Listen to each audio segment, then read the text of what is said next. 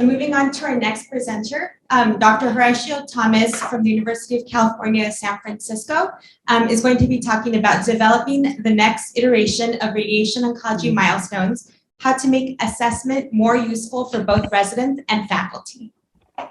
Great. Thank you guys for having me. I'm Tio. I'm Dr. Tio Thomas. I'm a director resident at UCSF. And I want to talk to you a little bit today about the next iteration of the milestones in ECGME that'll be used for evaluation of residents. So to start off, great. I have no disclosures relevant to the presentation. So I want to think about moving towards competence. So much of medical education previously had really been thinking about residents being in a clinical scenario for some extended period of time and hopefully accumulating some amount of skills and then graduating as that time had passed. Over the last 20 years, there's been a move to a competency-based approach. Thinking of the history of that in '99, the ACGME wanted to come up with the 6 core competencies that I listed out here, including patient care, medical knowledge, interpersonal and communication skills, professionalism, and systems-based practice and practice-based learning improvement. The idea of these core competency domains was to have these general themes under which we can assess the skills that residents are developing. After developing these domains, they initiated this outcomes project that was about translating these concepts into actual clinical assessment of residents. And with that, the first milestones project was begun, and the first one was published for internal medicine, where there was a list of milestones that we expected residents to basically achieve, starting from where they were at the beginning of residency to where they were at the end, and even aspiring in independent clinical practice. This was done in all the specialties. They're credited to the ACGME, and Radiation Oncology published their first iterations of milestones in 2014. So what about these milestones? So it was great. We basically went from a world where we had a bunch of different evaluation systems where residents were basically just being evaluated by their programs in their own ways, to one where there was some sort of unified approach to understanding what these 6 domains should mean and what the competencies of residents were. It provided this critical guidance that was standardizing this across the spectrum, but then there are also some problems in terms of implementing it. Some of the competencies didn't actually have a clear progression between them. If you look at the example on the right here, you'll see, you can kind of see on the first 2 bullet points, you go level 3, level 4, that these are related to each other, explaining the main treatment options, and then makes a comprehensive treatment plan, but then doesn't really progress to anything in terms of level 5. In the level 5, also, there are things that we realized that residents did even before they were really at the point of expert. So, for example, conducting clinical research, which many people actually do before they even join the residency program. So we thought that, we thought that some of the language was a bit unclear, and then also the actual progression between them wasn't necessarily optimal. And we thought there were ways that we could actually make this more useful going forward. So what do we do? So I want to look at this as a linear process that we have right here. So what we did is we took milestones 1.0 and fed it into a working group. This working group was of 9 individuals. They were composed of residency educators, resident, myself on the committee, and then also non-residents, medical practitioner representing kind of the community. And it went to the full group where we were revising basically the whole overall sub-competencies, and we worked in these small groups as well to develop the new language in terms of the anchors that we would use. And then it went through several rounds of revision in this modified Delphi approach of content, basically experts and representatives from across the country. After we got to a place where we reached consensus on the actual language of the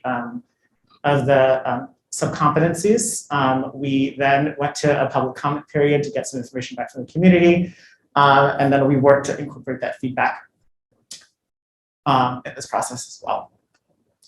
So I want to go through some of the things that we actually ended up changing as we went through milestones, from milestones 1.0 to milestones 2.0. So I'm going to go overview the sub-competencies at this point. So if you notice the milestones 1.0, the sub-competencies are very disease site-based for the patient care core competency domain. And the issue there was that when we evaluated residents, they may not return to a certain disease site as they go forward. And so the ability to promote a resident within the levels, was really had to be extrapolated from other things that they were doing in that process. We also thought that didn't really reflect the full generalized care pathway that residents actually go through. And so we thought that we would re-standardize the patient care in terms of actually following the patient through treatment, and things that you could readily observe residents on as they went through the residency, and skills that were generalizable across these different rotations. And you could see how they actually progressed during that time.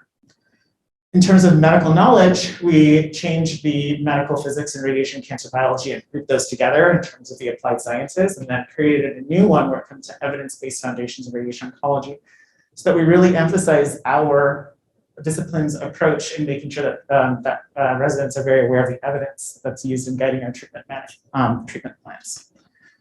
With the other ones, we basically went on trying to simplify some of the language. You can see some of the systems-based practice were fairly lengthy and long and described many things. And we tried to streamline them so that the system-based practice-based learning improvements were just much easier to understand and hopefully clear in terms of what we're actually trying to assess for patients. So something very similar in terms of interpersonal communication skills and professionalism, really emphasizing the role that residents play in the team and building teams that were more than just the physicians. So those were just the overall subcompetency titles, but I want to really think about what the levels actually meant within the subcompetencies. So level 1 is really about what we expect from incoming residents on day 1, really when they stop in as PGY2. And it had been the case that what we were hoping for is that level 4 would be where they were actually at graduation target. That's where we want all residents to be. And then level 5 would be really for residents who receive basically achieving things that we expect them in independent practice afterward. Really top 10% of residents. We do not expect any resident to be all level 5s in all the categories. Although it's great if they achieve that, obviously. But we really want to refocus this and make sure our language really mirrored this process as we went through. So as we did this, one of the things that we did is we tried to change the language of the anchor so that they actually had a sequential progression, so that we could see how learners were developing as they went across. So it went from, so each line of it was actually structured so that whenever you look at how the rest is across the different levels, it actually shows what their actual competence is and how they actually develop it. It really kind of scaffolds that process. The last thing that I want to bring in here, I think this is a really cool and key aspect of Milestones 2.0, which is there's now a supplemental guide. So the supplemental guide is a guide towards implementation of the milestones. So much of the language we have in the milestones we got before, talks about things that are, somewhat has some general themes that we have in terms of knowing the treatment options and using plans that were very complex to more complex to extremely complex. And the supplemental guide is really about trying to tailor that language and give examples to what those things might look like for an actual program. So it includes all of the levels that are written out here, and then it includes examples for what could be seen, how a resident could demonstrate the fact that they had actually achieved that level of competence. Then, in addition to that, we have tools and methods of assessments that programs may use, which are suggestions that they can use, and we also have some cited literature that can help them as well. I think a really important part of this is the curriculum mapping portion. So this is where we're going to ask the help of all the programs that exist now. The supplemental guide is a living document. We want programs to take the experiences they're having and map the experiences that they're having onto this, right into the guide. And the hope for that is that we create a shared mental model between the assessors, so people who are sitting on the curriculum committee, in addition to the faculty who are not there, and also the residents in terms of what's expected of them, and also a way that you can actually show the rest of the radiation oncology community how we're actually assessing residents. And I think this will be a key component in terms of where we are now and how we're going to get to where we need to be in the future. So where we are now is we've basically further honed in on the essential competencies for clinical delivery. And we've tried to simplify the language while also creating a natural progression that's clear of how a resident gets from an introductory resident to a graduate and that continues even into clinical practice. Where we're going now is that we're going to implement the next iteration of Milestones this coming summer. And we're hoping that we turn that linear process I talked about into this cyclical process, actually. Where instead of just doing this where we feed in the milestones and come up with something in a working group and put it out and see what happened, that we have continuous feedback on what's happening. Individual programs writing their things into their supplemental guide, publications from programs about how that's actually being implemented and where that's actually working, things that are not working well, and developing actual literature as a community that tells us more about how we're effectively assessing residency moving forward. So that's right. I want to thank everyone that was on the committee, and then also our great facilitators, Laura, Edgar, and Sydney McLean.